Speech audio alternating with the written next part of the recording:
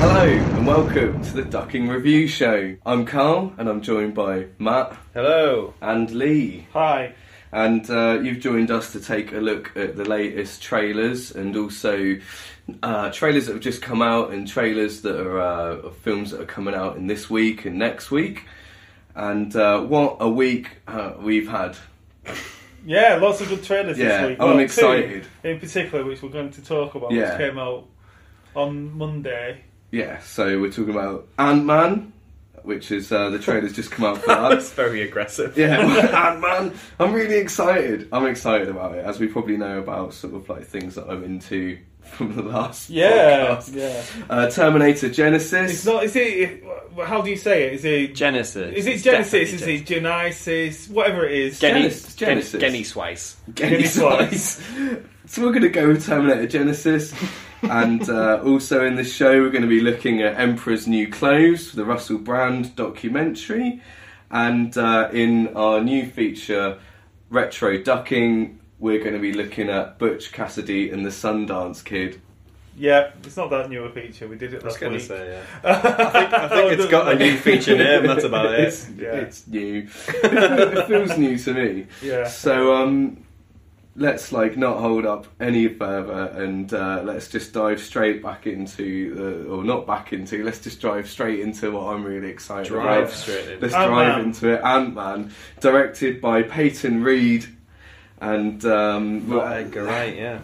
Yeah, well, it was Edgar Wright, Wright, wasn't it? Edgar Wright, yeah. I mean, if Good you're going to look start. at this, might as well look at the thing. And Edgar Wright had been working on a script and ideas for this film for years and years and years, since probably when the first Dying Man film came out, wasn't it? Yeah, I mean, I think it was 2003. I think when he originally, that is long ago. Wow. That's even before the MCU. Yeah, The Marvel Cinematic Universe. Yeah. Was that when the first Iron Man came out? No, it was 2007 or something. Was it really that? Yeah. God, that's a long time.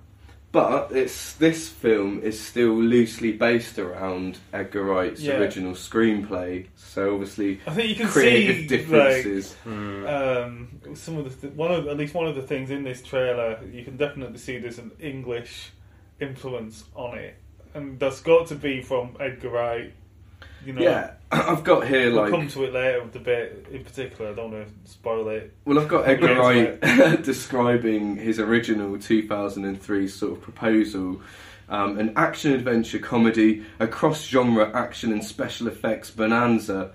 Apparently he'd been developing the movie since 2003, including the shooting of a test reel and even hiring cast, and was close to beginning the shooting of the movie, and in 2014 dropped out, as mentioned, creative differences. I think from what I heard and read about that is his ideas didn't sit well within the expanded universe, and he kind of maybe wanted it to be more its own thing and maybe have a slightly different tone than what's expected from a Marvel movie. The thing is, though... but that's all speculation. Yeah, I was going to say, now, even if they've took his screenplay, it sits in quite well, especially after, Guardians of the Galaxy.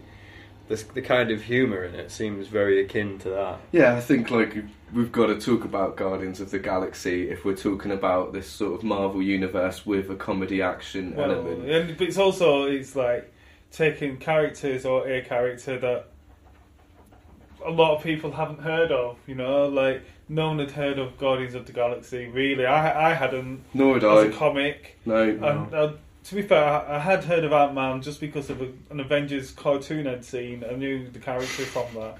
The suit features in Captain America 1 when they go to visit the... Expo. Yeah, the Expo, the Stark Expo. Oh, yeah. And in one of the display stands, there's the Ant-Man suit. That's very clever. Which is spotted. Did you spot that? I did. Yeah. No, I did. I spotted that myself. I spotted that on the internet. That's my credit. So, I suppose going back to originally Edgar Wright, and then we're looking at who's taken over the direction and the writing. So, now directed by Peyton Reed. What else has he done? He's done Bring It On.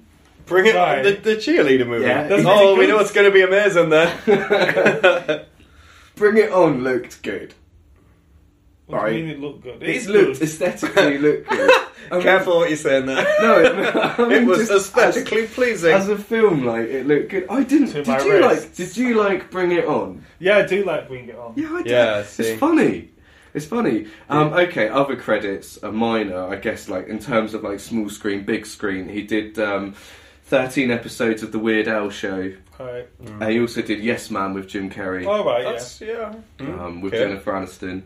Yeah, I mean, it's sort Jennifer of. Aniston was Really? in that. Was she I in thought that? it was Zoe Deschanel. Oh god, you have to check it. I've got it down as Jennifer Aniston. No, Yes Man, he's really... Is that the Jim Carrey film? Yeah, Yeah, that's from the 90s. yeah. It's So not it will from be... the 90s. Yeah, it is. I saw it at least 2000. I'm It's sure I old. saw that at the cinema back in the day, like in Blackburn. But this screenplay, It's not that old. Yeah, it is. it is old, yeah. Honestly, it's Really? really Yeah. old, Wow. yeah. This is what happens when you start to get older. Yeah. Screenplay and like full story, okay, has now been developed from Edgar Wright, and you've got Rudd Paul Rudd. is Paul now Rudd. credited for some of the writing. Right, so some of And- the jokes and stuff, I guess. Yeah, Yeah, and also this is a tie-in. Adam McKay, who wrote Anchorman, Step Brothers, and the other guys. Right, so... Yeah, good writing. But kind of, he's obviously brought in his kind of person he's worked with in his successful films he's done in the past. Yeah. I mean, let's go to Paul Rudd actually, like, and talk about like the casting. I think like it's brilliant casting. I mean, I don't know much about the character of Radman, but I thought Paul Rudd is, you know, if he's going to be funny, it's good to get a comedy actor in there. And I think from looking at the trailer, like it looks funny. Yeah, it looks like it works. It looks really funny. That's Yeah. like I've got so well. I mean, shall we go into the trailer Yeah, a bit? yeah, We're not really, yeah. we've skirted Dip around in. it. I mean, we got Michael Douglas. He plays Hank Pym, and he's the original Ant-Man in the comics. Hmm. And then you got Paul Rudd playing Scott Lang, who's the Ant-Man in this film, which is really cool. Yeah. And like he's like a reformed criminal, or he's a criminal. Like, Being it's a really reformed. cool line in it. I'm sure- Yeah, I know what you're going to say, yeah. Yeah, it's like, whereas Paul Rudd's like, my days of breaking into places and stealing stuff are over. What do you want me to do? And then Douglas is like, I want you to break into a place and steal some stuff. Figures. Yeah. Really, really funny. Really, Good like, delivery. yeah. Not from you. I think, like, no, of course not. But I think Michael Douglas, it looks like he'll be a lot of fun in this film. Michael Yeah. Douglas has got that ability to be a funny guy. Yeah. Oh, Like God. to play a funny Yeah. character. That, behind the Candelabra, it made me think of that straight away. I love that And film. that is brilliant. I Yeah. haven't seen that. Oh, you need to see man, it. He it's so plays... funny. Liberace. Yeah. That was a film that was on my list to see. Yeah, need to that's see that's it. actually one that I want to watch. And from what It's- I saw from that, it could be It's you really guys have funny. seen Matt it. Damon. Yeah, he's Yeah. sort of his little pet in it. Yeah, And Right. it's directed by Steven Soderbergh. It's one of the last films he did, wasn't it? No, he's retired from film directing. See, for me, and like I think we posted something about this briefly. Michael Douglas falling down. Falling Down. That's yeah. a funny film. It is funny. Oh, It's God, darkly yeah. funny. It's so just dark. a man losing his mind. Yeah, so I got time for Michael Douglas, and I'm pleased to see him like reprised. I guess We're not reprised. not reprised, brought back, well, like Revived. revived. Yeah, He was as an quite ill, wasn't he? Yeah, he was. He was really ill. And I think this is like one of his films, like after Behind the Candelabra. I was going to say, what with all that sex he was having? No, he had cancer. Oh shit! Yeah, I feel that now. I bet you feel pretty disrespectful Yeah. now. I hadn't heard about that. Purely for yeah, ignorance no, he alone. had like cancer, and I think like Oh, well, fair so play he to him. like went off. He's No, wasn't in anything for a while while he was he's in. bounced back quite well then. Yeah. Shit. Sorry, Sorry. I guess we're jumping now. Right, well, we need to go through the trailer, I think. So, yeah, so we got the kind of... He gets the suit. I really like the look of the suit. Yeah, like, it you talk does. about the suit in the glass thing, and I love the fact it's so retro. Do you know what it's based on? Some of that suit, An Well, ant. from what I read. not from my own like knowledge, but Transformers. Really? Yeah. What, the cartoon? Yeah. Right. Yeah. All right. Cool, isn't it? I mean, That the is suit cool. looks really good. I love the way it looks. Like it looks like it's his suit from the 60s, and I think the plot of the film is he wants him to go in and steal the baddie, and it's called Yellow Jacket, and he has to break in, and he wants him to steal this suit because there's this similar suit that has all the same powers. We've not talked about the powers. Yeah. But, so like Ant-Man's powers is he can turn little, but he has the same density as when he's fully big. So that if he punches someone, it's like he's got all that density within a tiny space, so it's really powerful. He's massively strong. It's cool. Yeah, it's really cool. And it's in the trailer, it's like a bullet, but yeah, whatever. And like he can punch with the strength of a man, but with the density, because it's on such a tiny point. I think that makes it more strong and superhuman. Yeah, I'm sure that's what it is. Something like I mean, when you said about you were talking about like what his powers are, and there was a little bit in the trailer that I was sort of confused about, and I wanted to know whether you knew anything about this. Can he control ants? Yeah. Right. Yes. Okay. It's like a ants, telepathy type the ants thing. spin a coin, and I'm guessing that's for he's him. telling him to do it, but he's like how an ant, it's like a hive mentality, isn't it? Where like one ant thinks something and all the ants do something, and I think he can kind of tune into that. Yeah, it looks like that because it sort of shows you that part. And he goes, "Hey, aren't you cute?" It's that little like gold ant. And then it cuts to a part where the whole hive's sort of running behind him.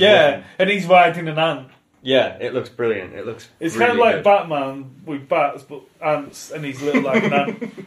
So he's nothing like Batman. So we've got this like suspending. I mean, I know we have to it's always Marvel, do isn't this. it? Yeah, but Marvel. Come control on. We ants. just talked about Guardians of the Galaxy. We're going down with yeah. suspended volume. So that's it. The powers are that he can turn little. I guess that's his main power. But when he's little, he's like really strong because he's got the human strength, but it's tiny. I don't know. Yeah. It'll make sense of it in the film. And controlling ants is a pretty And controlling big power. ants as well. Yeah. Which is Is cool. it just ants though, or is it other insects as well? Well, I just think it's ants. Mate, for me, it would make more sense. I don't know why I'm trying to grasp for logic in this, but it would make more sense if it was all things. So yeah. Little. Yeah. Well, I don't know. I think Yeah. it's just ants. But anyway, we'll find out, I guess. But yeah, and then you see the baddie, and the baddie's called Yellow Jacket. Looks a bit like a wasp. Well, yeah. Well, the thing is, in the Marvel universe, the Wasp is a character, and that is also Hank Pym, Michael Douglas. That's another of his character alter egos. It's another one of his suits, and he's called the Wasp. Right, and this is the one that's supposedly, I guess, It's the developed. baddie, The one and that's basically developed for it's the military same powers use as Ant-Man, but except he's got like weapons. It's weaponized, isn't it? Yeah. And also, little side note to that. I'm sure I wrote it down somewhere. Analog paper there. Analog paper. One of actual Ant-Man's main nemesis is Ultron. Oh, wow. And in the comics, Okay. Ultron is created by Ant-Man, Hank Pym. Right. I think that's going to be different in the film. Yeah, So that's it'll be got to be Tony different, Stark isn't it? Yeah, 'cause it's who Tony creates Stark it. now. But in the comics, Ultron is his main baddie, Right. which is quite interesting. So So see how they've taken and changed that. I want to see how this is going to develop down the line. There's the bit where they're fighting on a train set. Well, that's amazing. And it's Thomas the Tank Engine. Yeah, you've jumped straight to the end there. I haven't got stuff that I was going to talk about in the middle, but fine, we'll go there. We can go back. I mean, what's amazing about it that? summed it up for it's me. so funny. I mean, that's the scene, Yeah. that's the money shot, isn't it? It's a shot of they're fighting, and it's all like, wow, this is so like amazing action. Look how awesome he looks, and then it zooms out, and you see the train crash into the Wasp dude, and he just falls over Thomas the like Tank a Engine. crappy little toy. It just goes.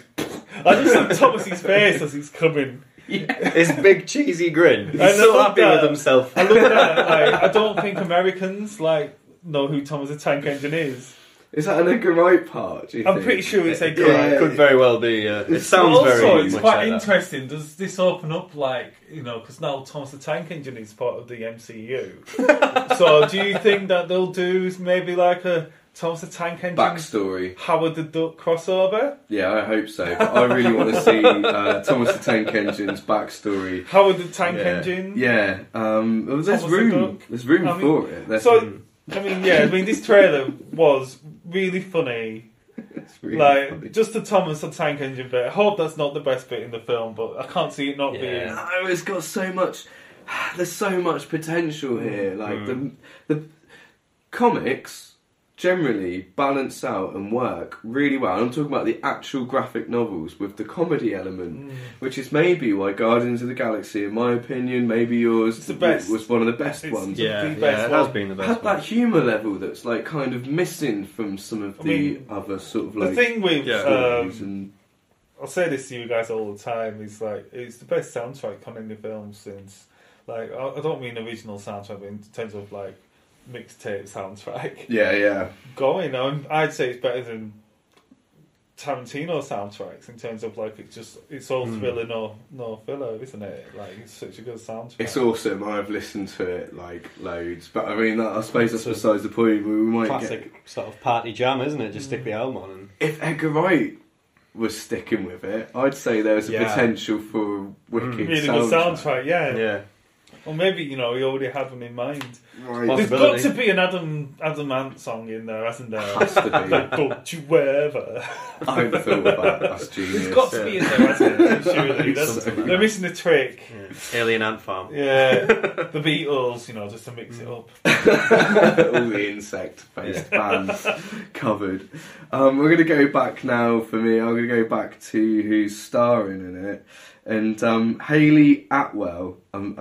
Peggy Carter? Yeah. Captain America's girlfriend. Yeah. She's Peggy. in it, yeah. Peggy's in it. So There's got to be a flashback. You said... Yeah, there has to be then. Like we mentioned before the podcast, someone else is playing Howard Stark in it as well. It's the guy who played Howard Stark in Iron Man 2 as an older Howard Stark. Right. In So, the film he leaves so in the for Tony. 60s. Right. Well, I don't think he left it for Tony. But we'd say that we'd say in the 60s. Yeah. Which would probably tie in quite well. It's Hayley Atwell made to look 40 odds, him in it. That makes sense. So we'll see Ant-Man in the 60s, hopefully. That'll be amazing. Yeah. That would be so cool. And a thing that's like not touched upon in the trailer, which is good. That's probably why they've kept the suit sort of, you know what I mean? Like 60s robot looking. Like you say, Transformers, it's got that sort of rounded metal helmet head thing going on. It's Robbie the Robot. It's so cool. There's something I noticed when I was looking into some of the character names and some of the background to the character of Ant-Man. In the comic where Scott Lang, who steals the Ant-Man outfit, steals it from a company called Cross Technological Enterprises. Now, the character name of the guy who is the yellow jacket guy is called Daniel Cross. Yeah. Right. So that's obviously a link there. Yeah. And I think as well that links back into how I think in the comics Hank Pym made the yellow jacket suit as well. Right. But I think so I'm just wondering how that's all going to tie into the film. There's one thing that we can say about all of these films and like the the Marvel universe, the MCU. And, the MCU is attention to detail. Well, there's a backstory there. Insane, they're really putting so much effort into it. They've got fan service. It's all there though. It's all there. That's what I mean. It's all there for them. Pick hat and pull together. They could ignore it though, and it could have been. That's why it's successful. That's why the people who like the comics love them, but it's accessible to everyone else because it's really good barnstorming action movies, aren't they? Yeah. So I mean, I guess we can get to what we think now overall. I mean, my anticipation for this film. Yeah. God, So I mean. See, I don't know. I'm really excited by this trailer. I love the Thomas the Tank Engine thing. I love that that's your main sort of point of this. I love it because Thomas is in it. So I'm going to give it a 4. 4 fair. I showed it to my girlfriend and she was on board right from the start, but then when it got to that end bit with the Thomas the Tank Engine thing, she literally had tears. Well, this Yeah. is funny because like my girlfriend doesn't like the Marvel movies, and I showed her this trailer last night. She only likes Guardians of the Galaxy and the first Thor film. That's it. And she was like, "Yeah, I really want to see this one. This looks really good." And I think it's the humour of it, and I think this is one of those ones that's going to be funny, and that's why they cast Paul Rudd, you know, because he's a comedy actor, isn't he? Yeah. Matthew. Well, I didn't show it to my girlfriend because I don't have one. But I showed it to my head. Yeah. No, to be honest, before this, you know, I'd heard about Ant-Man and all, like, the rumour mill and everything. It's been, obviously, kicking about for years, but I didn't really know much about him. So I wasn't really sure what to expect from the film, but obviously I knew he'd be a man that can turn little or something like that, or some kind of super ant strength. And seeing the trailer now, yeah, it looks really good. My favourite part was the parts where you saw him going from full size to the tiny ant and fighting with people and flinging them around everywhere and running along the barrel of a gun. And he punches that was insane. The barrel of a gun bit. Yeah, well, not the barrel, the top of a gun. Yeah. The running. Yeah, that was ridiculous. I thought It this is looked awesome. cool. It had good pace to it, didn't it? Yeah, that fight, obviously it's cut together for a trailer, but it was really well sort The of... potential is there for them to do something really different and interesting that like hasn't really been done. So, yeah, I'm going to say a 4 as well, actually. Yeah, I don't think there's much more that I can say that you guys haven't touched upon already. I'm hyped. I'm pumped. I was excited. I really enjoyed this trailer. I feel like it's got to be something really special if we're going to be handing out 5s, so I can't go there. And I'm going to stick with a 4. Yeah, 4. Yeah. I mean, I'd just like to add, like, you know, like a year ago, this film was like in turmoil. Director had left, and it was like, oh god, they said there's already a release date, so they've got to make it. And there was a lot of, you know, maybe it was like I thought, well, this film might not be that good, you know, because of the mess up. I was thinking, I was worried about. So it's really like it was a distinct possibility. It's really encouraging to see a trailer and it be this good. They've obviously worked hard and thought smart and brought the right people in, and they want every stitch of that universe to be tight and good. And I think that they've done it. We'll watch the film. This is one that we're probably going to watch and come back with. It's a common thread, isn't it? With the ones we're actually going to watch, it seems to be just the MCU films so far. They're good. Right, okay, so moving on to the next.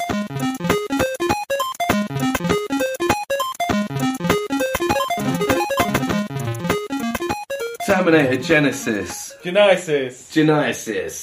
Directed by Alan Taylor. Okay. What did he direct? What did he direct? Oh, we're going straight into it. Why not? Okay, this is something that I thought was quite cool. Really enjoyed the trailer, but it's like, who did Alan Taylor direct? Or rather, should I say what? What? He did direct people, but we're talking about what all he of them. directed. Tell us all of the people he directed. No. He directed Thor: The Dark World. Oh, right. All right. Kind of cool. The one that's not as good as the first one. I've not seen that one, to be honest. Yeah, didn't you see it in the cinema? So he's a Game of Thrones director?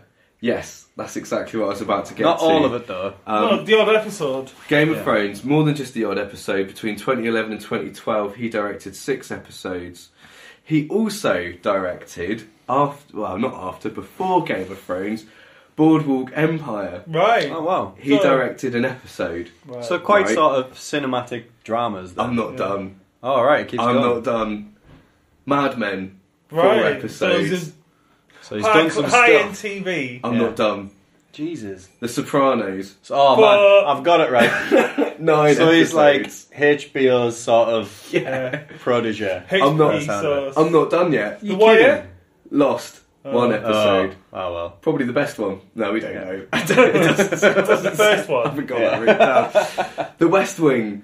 2 episodes. Yeah, wow. God. This guy's got some TV Credits. credentials. Yeah, really. And the sort of cool thing here is that those TV episodes or those series are things that have like a bigger picture going on there. They're not just like those small screen TV. They're those ones that reach out for that kind of cinematic feel. You look anyway, at, say, Sopranos, that was the dawn of the age of what TV is now. Maybe you could go back a bit further, but where TV became less episodic and more arcs. Basically, like TV now is like a book. Yeah, Do you know, like, if you've got a really big storyline that really delves into character, TV is where you want to do it. Yeah, generally. You definitely, because you've got a time period of 5 to 10 years usually in a series, if it's good. We've got audiences that can, like, stomach that as well. They don't need, like, a wrapped-up story. But also, in an because episode. generally you can get most TV on demand. Yes, you've got the box set binging. I mean, these are all things download it, I guess. fit into that. Game of Thrones. Oh god, yeah. So that's really interesting that he's director of it. So he's done Game of Thrones. So he'll have worked with Emilia Clarke. Emilia Clarke, yeah.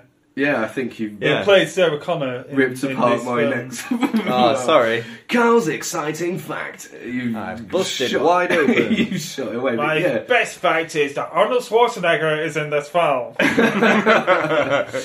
Yeah, so she's obviously Sarah Connor. Sarah Connor. She's been in. So here we go. That's the trailer. We've just done it all. On the trailer. Oh god, there is actually a hell of a lot to This talk trailer about. is mental. Yeah, it's essentially, by the looks of it, the whole film condensed into about 2.5, There's 3 got minutes. to be. I mean, like the first thing you got to know about this trailer. Spoiler alerts. Massive spoiler alerts. Yeah. It's in the trailer though. It's in the trailer, but in just the saying the trailer. trailer is spoiling the film, unless there's another twist. But the twist being that the new Terminator is John Connor. Dun dun dun! Or should I say dun dun dun dun dun? Dun dun dun dun dun. That was good. There is really a reason why we're going. I mean, Terminator's Terminator, but there's a reason why, like, maybe we could hark back to that, like, theme tune, iconic sort of Terminator time. Yeah. This dives right into original Terminator, like it. Oh, it does. I mean, this film. I mean, you've got like you look at this film. You've got bits of it set in 1984. Mm-hmm. Looks like there's bits of it set in 1991, where John Connor's a kid, or maybe a little bit before Terminator 2 lands. But in 1984, the T-1000 seems to have been sent back to 1984 for some reason in this film. Yeah. Just because why not? Because you got the bit. It does feel like why not? Yeah.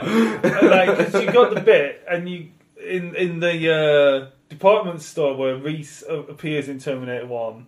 And he's been chased around by a T-1000 with swords for arms, which is really different to how it was. Yeah. And then you've also got the cool bit where like he's been chased by that, and Sarah Connor comes in like a SWAT van, skids, KOs the T-1000, and she's like, "Come with me if you want to live," which is A line the lifted. catchphrase of the series, really. Yeah. More so than "I'll be back." Was, but that was, I think That's in it as well. that will be. I think It's in the Terminator it's in the trailer. Is it? Yeah. Right. When he jumps off the helicopter. Yeah. I'll But- be back. Terminator 1 is the first time that Arnold Schwarzenegger said, "I'll be back."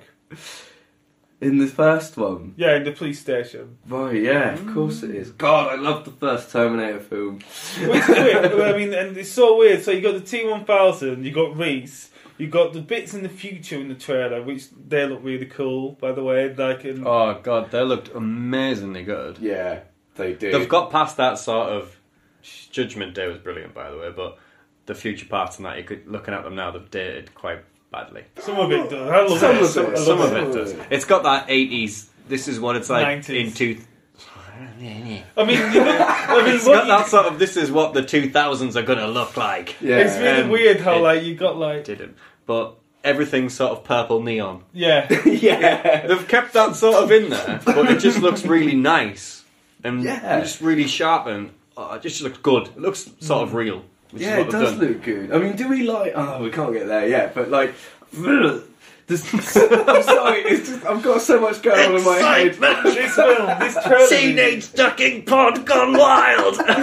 Well, because we've got all these, like, timelines. We've got so all much. these sort of- Like, I mean, for me and Carl, and I guess for you as well, Matt. Especially for me, Yes. because Why don't you just pat his head at the same time? like I was like when Terminator 2 come out, I was like 13. Yes. and you'll have been about what 10 or something. Yeah, it would have been 9 or 10. 3. Yeah, exactly. So like you weren't like that excitement of Terminator 2. When Terminator 2 came out, it was like my first real like awareness of like an event movie. Yeah. As an event movie, not just this really cool film I saw. Like, Yeah, my brother's mates and that were really excited when it got released on what I can only imagine VHS. obviously would have been VHS. Yeah, and it's weird because I remember, I mean, I would have been like 13 or something when it come out, and I saw like Ghostbusters at the cinema and Batman at the cinema, but I wasn't old enough until maybe Terminator 2 to be really aware of like the hype and be reading stuff about it in magazines and things. When you were a kid, you just kind of play and then you see a film. Like, but then, do you know what I mean? Playing Legos. Yeah, playing Legos. Then I go watch an Indiana Jones film at cinema, and it's like, wow, that's amazing. But like with this, I was aware of the like anticipation for it, and somehow I'd seen Terminator. I think Terminator 1 was on telly, like just before it come out, and that's the first time I saw Terminator 1. Well, you and were then I totally saw, not like, old enough. Yeah. No, I wasn't. But it was on telly, so I saw it. You know what I mean? Wow. And then Terminator 2 come out, like, must have been within the same month. And it was like, wow, I'd just seen this film that I wasn't old enough to see, but I loved it. Which makes it more exciting. And then Terminator 2 come out, but I was too young to watch it at the cinema. Yeah. So I didn't see it at cinema, but I was really aware of that, like, Arnold Schwarzenegger speaks, like, oh God, what was it? He gets paid a certain amount for the film, and it works out he's being paid like $500,000 a word because he only says about like 50 words in the whole film. Yeah, but it's his screen presence, isn't it? Well, it was, but like, I was all aware of these sorts of things, and that's the first time I remember really being aware of that sort of thing. So it's like Terminator as a franchise, Terminator 1 and 2, not so much 3, definitely not Salvation. What about Matt though? I mean, like, coming to it at a later time. Well, this is the thing. You say you were about 13 when 2 came out. I probably saw 2 when I was about 13, and it was on telly. Right. And it was the one that I saw first. I saw it before Terminator 1, and I prefer 2 to 1. See, I don't know what. See, it's one of these. I think it's one of these mixed. things that splits opinion. Yeah. Both as good as each other in a lot of ways. Yeah. I was going to say it's a bit like Star Wars, but it's not, because Empire Strikes Back is blatantly the best one. But a lot of people like Star Wars the best just because they saw it first. But I mean, like, this is all relevant and good, but what about this trailer? Yeah, we've gone off of a track, haven't we? Yeah. We've gone off on the whole sort of... the subtext being that we really all like Terminator and Terminator 2. So do you think that this... Well, this trailer is weird. Like, there's so much going on. And it's like, you've got Arnie as a T-800... And you see him, he meets Arnie as a T-800 in Terminator 1 and headbutts it so his face comes off his eye. The effects look so good! The effects are pretty shoddy though. Do you think? I don't know, maybe. It might just be... it looked good! It did. Some of it looks a bit dodgy. Like, some of the, like, face being ripped off bits, they've always looked dodgy and they still do a bit. Because you think it'd bleed more, you know? Maybe. What I was going to say is they might pull a Jurassic Park on this. I know obviously it's very close to coming out. Do you know the first Jurassic World trailer that came out? Yes. It looked a bit, well, it didn't look naff. Everyone slated it. But better effects. And then it came out again, and everyone was like, oh, that looks good now. Yeah, it did, yeah. I know what you mean, and as you said, oh, you'd expect a bit more blood. Yeah, but he's only a bit of flesh on top of a robot skeleton. And maybe it's because they've got to kind of adapt to the more universal rating. Who knows? I mean, it looks really cool. It looks rubbish, and it looks brilliant at the same time. Storylines are too confusing. We're not going to know. The whole point of Terminator is the story doesn't make sense. Like, you know, that's kind of the point of the film. It's like, well, this is your destiny, but it might not happen because you can do something different and then it won't happen. So you don't need, like, you kind of switch that off. Has anyone else thought, having only recently, all of us, I think, watched Edge of Tomorrow, right, where Tom Cruise resets his life every day, basically. Yes. There's a few bits in it that look like there's a lot of time hopping going on, and I can't work out if that's some weird parallel universe thing they're setting up here. It is weird, isn't it? Because That's you've what got I the wanna bits in know. I 1984. want to know that. It looks to me like there's some stuff set in 84, but it's obviously some stuff set in like Mega the future. Yeah. There seems to me like there is another time period in it. Yeah, that runs- And the weird thing is, Almost concurrently. Arnie looks Yeah. older in different bits, but Amelia Clark doesn't. I mean, Yeah. maybe that's just like... This is what I'm thinking. Is he I don't know how, obviously, but is he somehow chopping and changing between the different time zones? Could be his like thing. Could be that he can travel Yeah. through time without like that big machine. Well, we don't know. We're totally. there's plenty Edge of of... Tomorrow style time travel. There is plenty of within it. bits Yeah. That would make sense in to the me. trailer where it looks like, right, Arnie's died then. Like when he headbutts the Yeah, that's helicopter. what I meant. Yeah, and it's the classic bit that I'll be back, and then he dives Yeah. out and Yeah. face plants a helicopter Oh, blade. and does the car get out?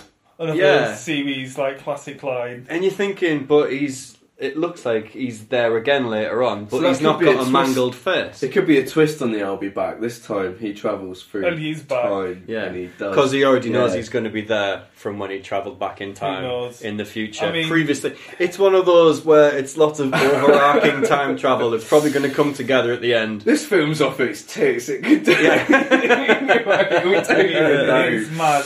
Yeah. It is ridiculous. I've got another thing to add that I was really pleased with. I hope it's this spotting. next bit I I've don't got. know. It might not be. I don't know. Matt Smith, Doctor Who, is in this Yeah. film. What? Where?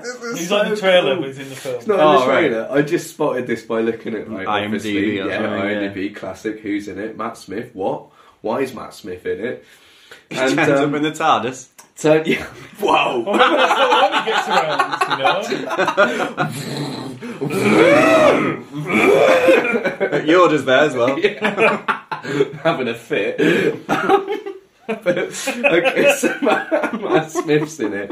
Cast your minds back to T2, Terminator 2, and John. He's not his little mate with the long hair, is he? Wow, well done! Yeah! Okay, let me go over this for the listeners in case they don't know.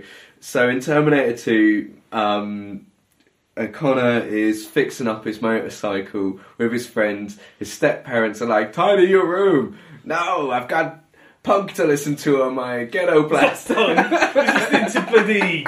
Can't remember. It's what they call Slash's band. Guns N' Roses. Guns N' Roses. Yeah, He's could listening be to rock. mine. Yeah, you could be mine. The theme tune to the song. Yeah. Listening to Spunk. He's being hardcore. Yeah. Anyway, he's listening to Guns N' Roses and they ride off on the motorbike. It's his friend, Matt Spiff. Matt Smith plays his friend. Oh, wow. His face totally works for that role. Yeah, because it was a kid with like a long, skinny face, wasn't it? He looks a bit like him off. Okay, J.K. Simmons is in it. Yeah, well, What? yeah.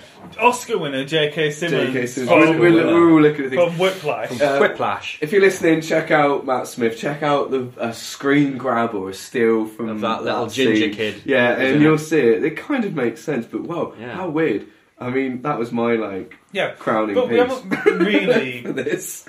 we touched on it, but we haven't really talked about why is John Connor a Terminator? Well, this is the thing. They haven't really told you why.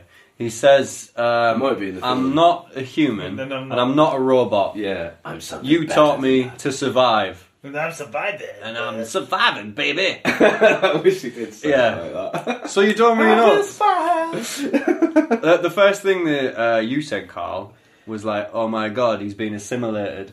Yeah, that's Like, good. we went all Star Trek on it. He's turned into a Borg. Yeah, they don't really sort of We're gonna gladly. They don't really expand upon why. we're gonna find out, aren't we? Probably. Let's. Do I have anything else to say? Oh, I did. I did have one more thing to say about Please this. tell me it's when Arnie smiles. Oh God, no! That's even better than what I was about to say. Where he goes, "I've been improving him" or something. Yeah. Smiles. The scariest smile ever. Which is like he does that in Terminator 2, doesn't he? John Connor teaches him to smile in Yeah. Terminator Teach him 2. to high five and things like Yeah. that. There's a lot of like harking back and sort of like recognising where it's come from. It could be really good. I don't know. The other thing I wanted to say is the writer Yeah. Come on, Carl, it's in there somewhere. I've got it. I just can't pronounce the name. Try. Is it, you guys will help me out, I'll show you it. Is it Later Calagridis? Oh, wow. Yeah, female. Yeah. Probably, is it Lita? Later Calagridis. Yeah, Something like that. she's the writer. Sorry if you're listening, which you're not. And like, I found it really interesting as to what like she's also worked on, which is Shutter Island Oh, wow. So, and Avatar. Mixed kettle of fish there. Not isn't really. it? But, Shutter Island's alright, but I guess it's based on a book, isn't it? So, It's a pretty average film, to be honest. but you've got the Cameron connection with Avatar. The Cameron connection. Food for thought. The Cameron connection. So yeah, so shall we rate this? Yeah, we should. Right, so I'm gonna just You go. 3. I mean, Oh, that's a little lower than I thought. it looks really good, There's reasons but it to doesn't be look like feel good bad. good. It looks like bad good. Right. I'm Do you just going know- to tie into our 80s theme. That we're No, There but is you some know, of that. it's like if I gave Ant-Man 4, I can't give that 4. I've got to give it a 3. Okay. yeah. It looks good. Justified, okay. Like it looks really confusing. You know, it looks like it has potential to be really good, but right now, what annoys hard me is thing that to pull off. it looks like they spoiled it a little bit by showing the John Connor Terminator thing. Yeah, it did ruin a bit of it. Yeah. I feeling the need to highlight this as a spoiler, even though it's in the trailer. But yeah. Matthew, God, I'd not even thought about the score until now, really. now, gut reaction. Expectations, See, expectation. anticipation. We're trying to wrap that up into one score. Yeah. Which is ridiculous. This is it. It's the sort of thing, isn't it? If we've said it in other ones, expectations can be better than what we are going to see. Out of 5.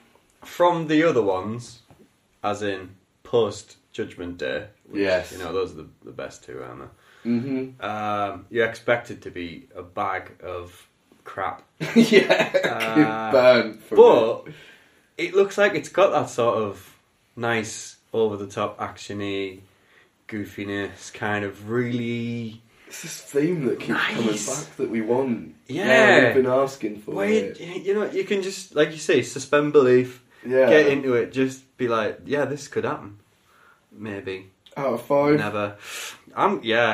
This feels like it's going to be a theme of the whole night now. I'm going to say 3 as well. I'm going 3.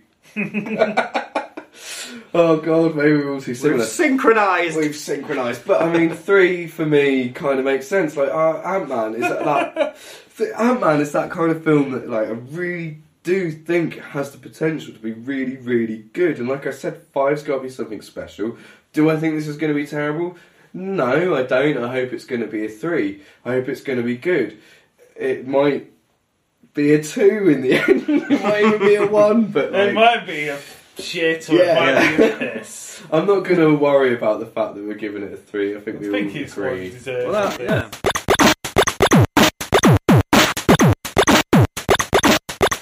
Emperor's New Clothes. So we've got it's a documentary, isn't it?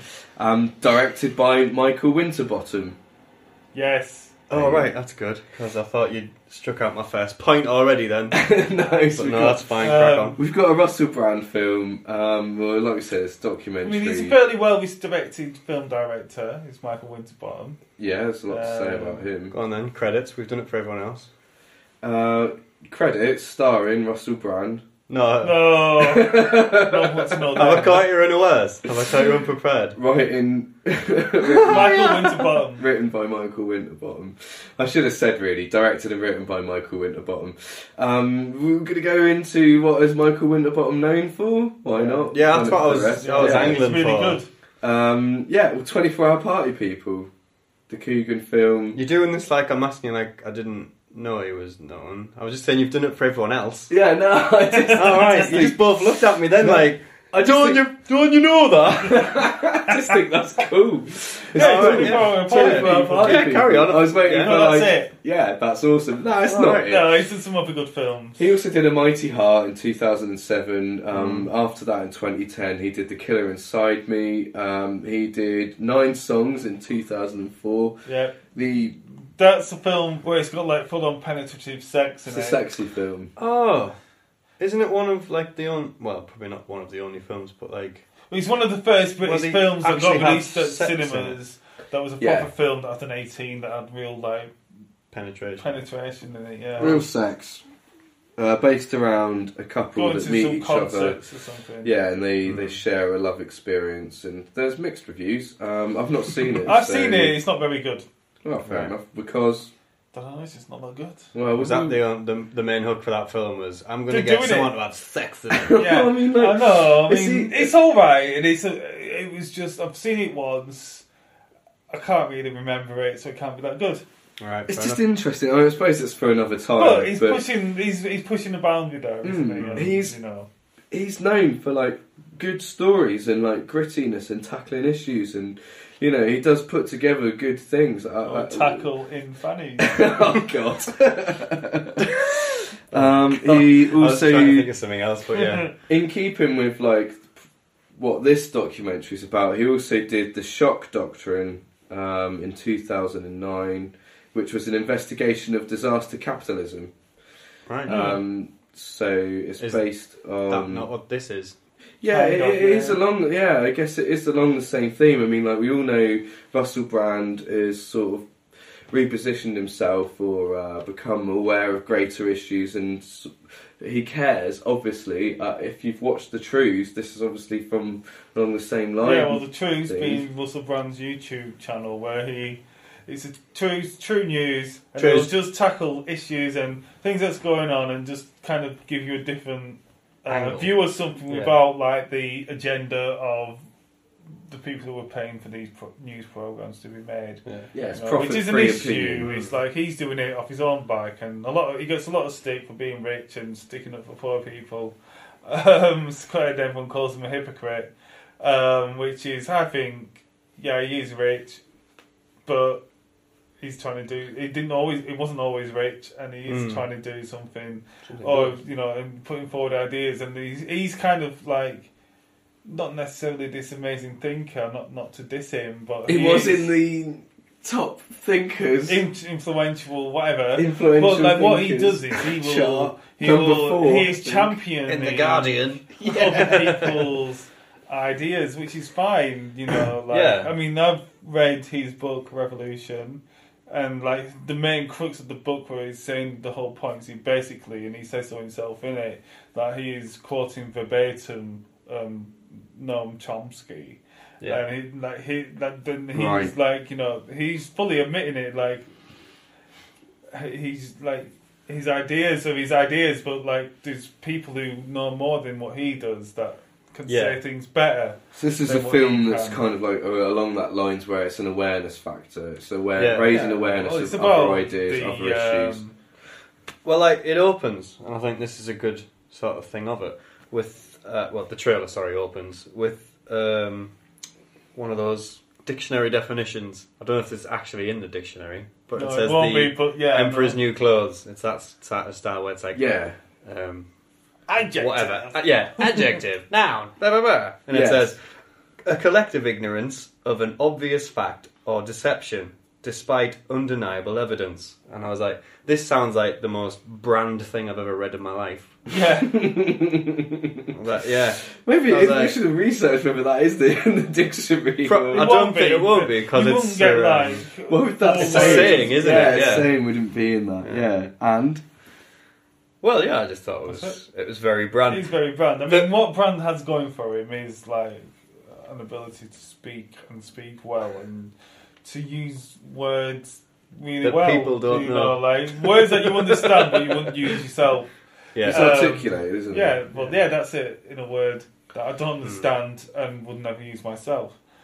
No, he is, and like, that's why, I mean, it's really interesting, like, being a former drug addict, a lot of problems in his own life, and he's managed to get himself to a level where he is, famous and rich, and then he's like at this point in his life where he's like, well, I'm not doing Hollywood movies anymore. Yeah, I don't think there's any skullduggery in there, is there? No, there isn't. He uses that word in the trailer. Really? I'm not saying that as a bad thing. I mean, like, I agree with you. Like, a lot of the criticism is that there's skullduggery going on. But... like, for like saying, oh, but you're rich, and so what if he's rich? So is David Cameron. He's still trying to help. He wants to change the world, and he says himself, like, if the changes that he wants came to power and came in, he would be worse off for it, but he still wants it.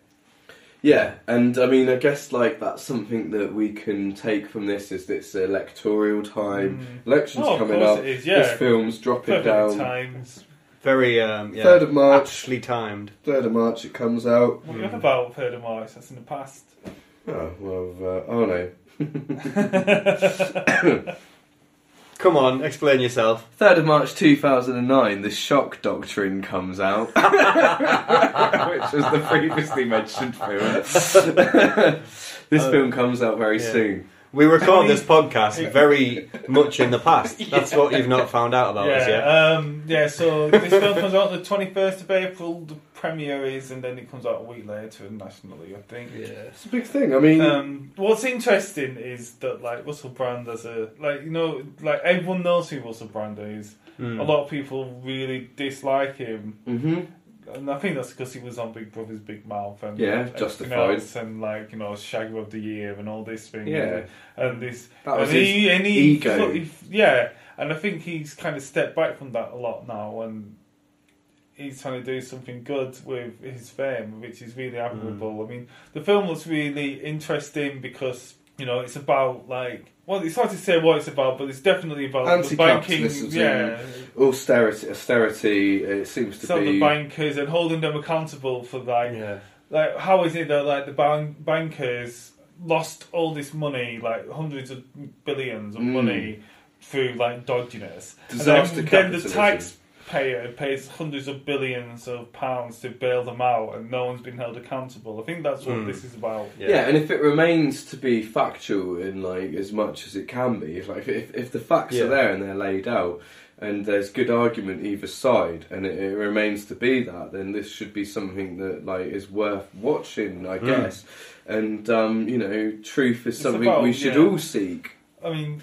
I'm not putting my opinion out there, but I'm just saying... The truth is out there. I guess, will this be a factual nugget, or will it be propaganda to... This is it, isn't it? Yeah. The first thing that got me... We won't know. Yeah. When I was watching it, was the way he seems to go about things on it. Reminded me quite a lot of, the Michael Moore stuff. Yeah, yes. Totally. Columbine. Wow, yeah. And all that. Yeah, just getting people's faces and stuff. He marches into, I think it was a HSBC head office by the look of it, down in London. And he just goes for it. He just starts asking for one of the guys that's listed as up the top there. And he won't leave. He's winning £4 million a year. He must be working hard for that. He's grafting. He must be grafting up there. Bring him down. I guess we talk about that in other films. So like, it did look funny. It looked funny. There's some humour there. He's a comedian. He knows how to talk, and he's very good at just being on the spot and being able to talk. That's his true talent. I mean, like, if I guess your point being, it's almost got that undertone, even in the trailer, of being just a propaganda movie for what he wants to put across. Oh yeah, he's definitely. There's not going to be a balanced argument in it. I know that's what's kind of sort of bad about it in a way. Yeah, I think that's we need to watch it first. The subject matter is sort of... There is no balance to the argument. Yeah, it was proven to be a cock up massively. What happened? Yeah, HSBC factually, if we're just going to stick to facts here, they're bad. Yeah. Yeah. So I mean, there's that 555. It's probably not going to be factually bad. It's going to be a massive tirade against them, and it's probably all right anyway. Yeah. So it's difficult. We're talking about a very pure political film. I mean, we don't want to get bogged down too much. Get into that. No, we don't, because I think it looks like a really interesting film. It does. I would say that it looks really interesting. I think like if you. There's this kind of idea that if you maybe hate it, then maybe you hate the ideas and it's something you're really against. If you like it or think you might like it, then maybe you're already there. I guess are we questioning whether it's got the ability to inform general public about things that perhaps general public... It's all there. I guess it's there. It's debatable. There's things there. Do we score this? I'm not even going to score it. I don't know. I mean, it's almost like... What I want to say is I'm very interested to see it. I want to see it. it is kind of... We'll score it on interest. That's what we'll do. Not anticipation or excitement, on interest. Yeah. Just interesting. How excited are you that the banks are screwing us all over? Apparently. 7! Should we just go there? I think. Yeah, I mean, I had to give it, like, it looks good and something I'd enjoy, well, not enjoy, but I'd like to watch. Yes. Yeah. So I'll give it a 4. Yeah, okay. Yeah. I think I'll watch it, but as with all of his stuff, I'm always thinking pinch of salt, either way. It's got to be balanced. So it's going to have to be a 3. But before I let you do your bit, go. One of the funniest parts in the trailer, and I don't know if this is intentional or completely by accident, is it starts off with that really sort of serious-esque dictionary quote thing at the beginning, and then Brand in the background's doing this sort of monologue going, is this fair? Is this what we want? Na na na na na, blah blah blah blah blah, rhetoric, and then it cuts to a class of primary school children, and they all go, no! And I'm like, well, there's his demographic right there. Nah. What's really weird, I'm just gonna... Yeah, I just found it hilarious. I just thought that was really funny that he did that, and that's the opening scene for a trailer. I was like, that's so bizarre. Yeah, okay. Did you find them bits where he's doing a monologue in front of a white background? It's like a political broadcast. Yeah. Is it? Yeah. I guess it's a show like there's no colour, so I'm not affiliated to anything. Yeah, difficult thing to do. This is a political film. It's worth talking about. It wasn't black though, it's a political film. I mean, take it as I'm going to take it. It's there to be viewed, and I'll make my own judgments. Yeah. I don't want to go too far into it. I guess so you said we're judging it on our wanting to see it. Yeah. Yeah, I'm going to go there. I'll go 4. I really want to see it. And in a time where we're going to be placing our political votes, this is a piece of information that's out there. Our political votes. It looks entertainment. It looks entertainment. It looks entertainment. It looks entertaining. I'm going to watch it. I'm going to give it a 4. Okay, there we go. Brand lovers. Oh, well, let's put it in your dinkle. Yeah, exactly. The nudie. Nud. So, this brings us on to our feature, Retro Ducking Review. I like it, he's sticking with that. I'm sure he did that last Retro week as well. Ducking Review, yeah. So, Butch Cassidy and the Sundance Kid from 1969, winning with 4 Oscars. For the screenplay, original screenplay, original song, Raindrops Keep Falling on My Head. Oh my god, was that actually from that? Yeah, Burt Bacharach. Cinematography and the score again by Burt Bacharach. What a boss. Yeah. Well, no one else has started talking, so I will. I thought it looked amazing. It looks really good, doesn't it? We've not touched on this again, as we never do. No, we've not seen this film. Yeah, we haven't a film seen it. that none of us have seen. No. And everyone's just suddenly switched off and unsubscribed from everything we do. Yeah. Right, Retro Ducking Review. We'll give a little intro. We're going to look at films, trailers from the past, and it's always got to be film trailers of films that we have never seen. Right. That's the bit, yeah. Butch Cassidy and the Sundance Yes, Kid. What? 4 Oscars for this, and this. Right. Yeah, so carry on. Really interesting. I thought it looked really good. Matt? Yeah, I thought the opening to it was epic.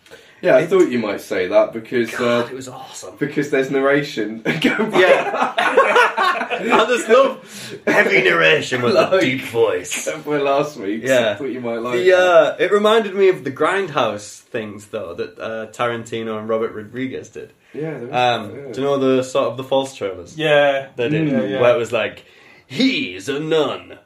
That doesn't make sense. She's a butcher in Milwaukee. I want to see butchers and the nuns. Yeah, it's like those kind of where it's like a really over the top, deep man voice doing a voiceover that's a little bit too far. It's that cliche of like, it was a time of war. Yeah.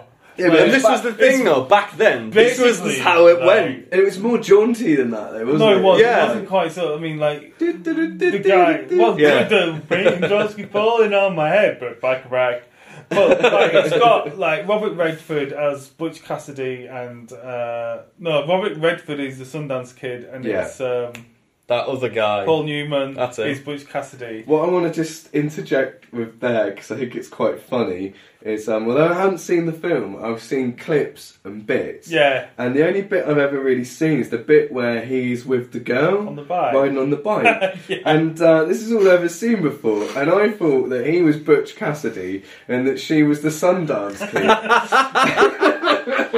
Well,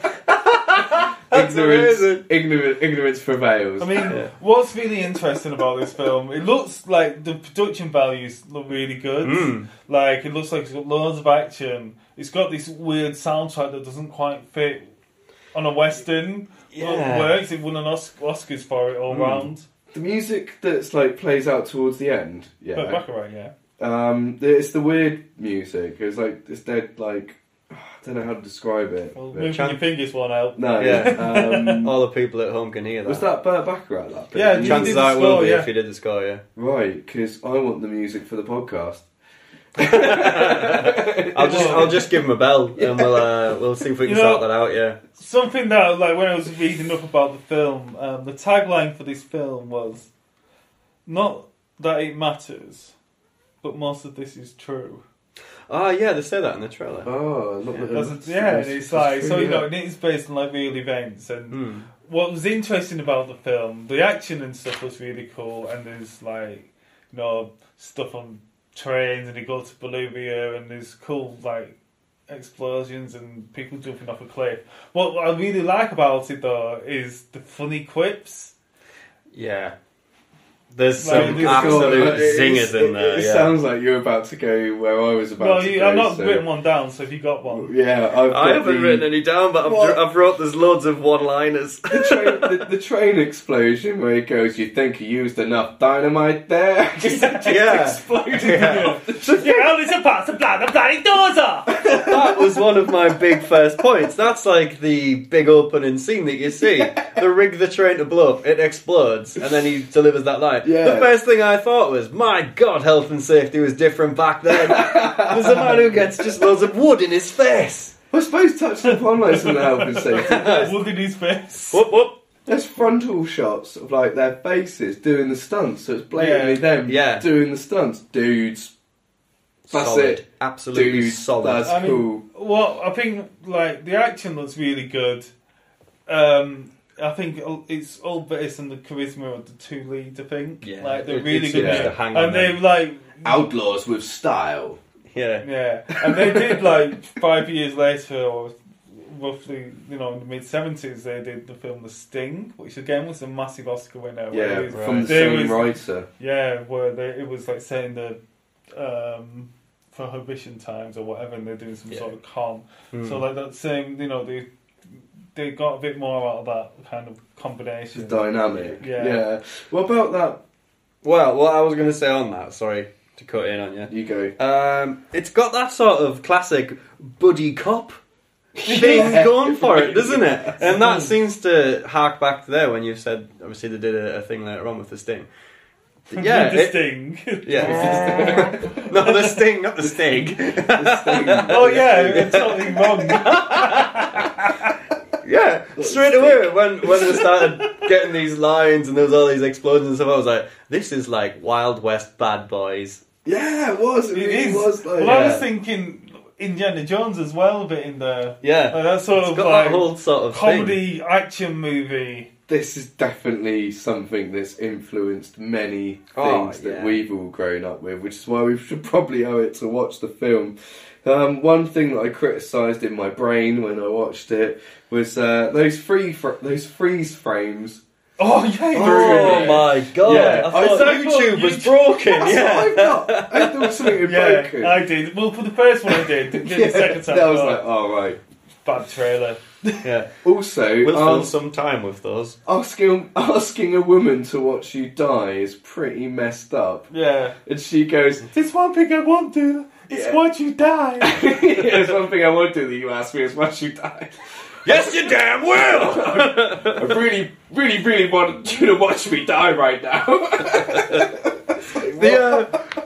What you said about the bike thing, I'm really glad you didn't go there, because I thought you were going to steal one of my best things that I wanted to say. Did that remind you of another film, by any chance? You know, Mary sort Poppins? of, maybe from the 80s. What? Really? Oh, Top Top Gun. They must have been Oh my god! referencing it, Yeah, wasn't with they? the motorbike. Yeah. Where he does all the wheelies and all that, carry on. When he starts riding the I bike didn't even think backwards about that. and all that kind of thing. And I just thought, it's Top Gun. Or is it Hot Shots Part 2? Hot Shots Part Yeah. it's both. Yeah. Right, I mean, like, okay, there's another point that I want to bring up with it, which is to do with the writer, William Goldman. And he's not done writing just yet. No. Yeah, we've already mentioned what was it called? The Sting? Yeah. Not the Stigley, the Sting. But he also wrote Marathon Man. Right. Which is kind of cool. Awesome That was a good film. one. And if I remember rightly, I had a couple other things that weren't like brilliant. But he's also still writing now, and I think this maybe has already come out. 2015's Wild Card. Check this. You'll see. Wild Card. You'll see it's the same writer. When a Las Vegas bodyguard with lethal skills and a gambling problem gets in trouble with the mob, he has one last play, and it's all or nothing. Who's it starring? Has to be starring someone. Robert also. Redford. The dead body of Paul Newman. Who's it starring? It must be like Jason Statham or something like that. Oh god. Wild Card. This is gonna blow your mind. Go on then. Jason Statham. Really? Yeah. Straight up. Serious? Yeah. God. But people at home might want to take a look at the front cover. Oh God, it is as well. Yeah. He Wow. wrote that, so he's obviously got a theme. Right, let's score this up. Anticipation. I still want to see it, Do you wanna basically. see it? We all Yeah. want to see it. I yeah. really want to see it. I'll give it like 4. Oh, is it And Mum, if you want to see it. Yeah. Yeah. Oh, God, we're just going for copies this I'm going 5. Oh. Hey, I really want to see it. It's I mean, a it's classic. a Yeah, classic, I do. so Yeah. maybe it should be a 5, but I'm going to say 4. I'm going to say 4. Because I like the westerns gritty, and I'm not sure if it's gritty enough. Yeah, I did wonder that, but I mean, just for... But it looks It really looks- cook It looks like yeah. a different sort of western, and it's It's like kind an of action with comedy this- western, isn't it? yeah, it's a buddy western. It looks really good. They got a different sort of soundtrack rather than the usual. Yeah, exactly. So it looks good. I'll definitely will seek it out and watch it. We should all watch it Yeah. together. So I'm Right. a 4, you're a 4. No, I'm a you're a 5. 3. I'm a 4. It's a 4. I'm a 4, I'm a 4. I'm a 5. 5? Yeah, because I really kind of wanted to see it, and then now I've like spent some time thinking about it and watched the trailer. I really wanted to see it. Right, okay. I guess that leaves us with a summary and what things to expect now. We did our 2.5 episode, so like a halfway episode, bonus pod, and we focused on Saul Goodman and Better Call Saul. And I think we also, in that podcast, if you've missed it, we said that we're going to do more bonus podcasts. So this main podcast, stay with me, this main podcast, our current format, we will do every 2 weeks. But we want to do a little bit more, and so in between them, and it's not going to be in between them exactly, it's just going to come out in between them. We're going to talk about past films, and we're going to have a series. So the first series is going to be... Classic 80s action. Classic 80s action movies. Get to the chopper. So yeah, it's something that we're going to look I couldn't at. think of one. I wanted to join in, but I couldn't think of any. Do you think that's what Arnold Schwarzenegger says when he wants like oral sex? Get to the chopper.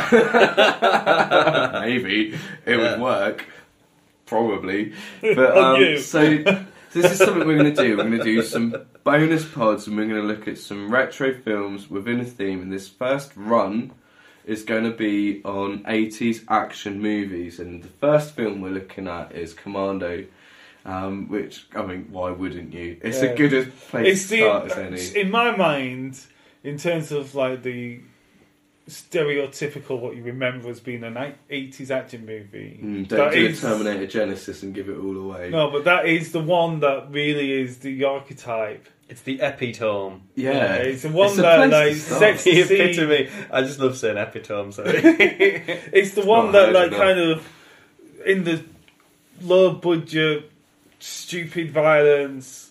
I mean, there's probably films that come before it, but in my mind, that's where it all starts. I'm with you. And if you want to sort of chime in on anything, and this, especially this, or I don't know why especially this. Well, yeah, I mean, if you've seen Commando, tell us give what us you your think. Thoughts, ask us a question what we think about it, you know, or whatever. Or Any what question you about think anything. about it. Or films that you think would fit in within that genre of like Yeah. that series, what we're looking at. And anything to do with what we've spoken about within this podcast and previous podcasts. And you can reach us on Twitter at DuckingPod.